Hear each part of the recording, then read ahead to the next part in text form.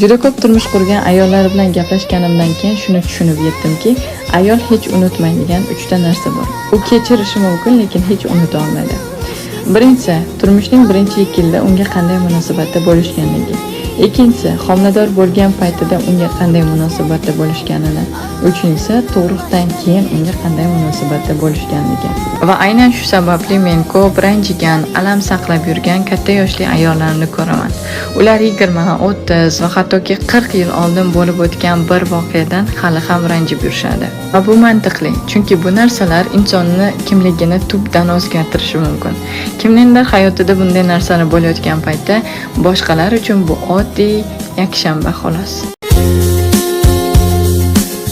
Sen giden günden beri vesvedir sözler seni, ruhum ardıncan geler, kölge tek izler seni. Aşıkın tenha kalar, her gece gözler seni. Hasretinle mahvedersen sen beni.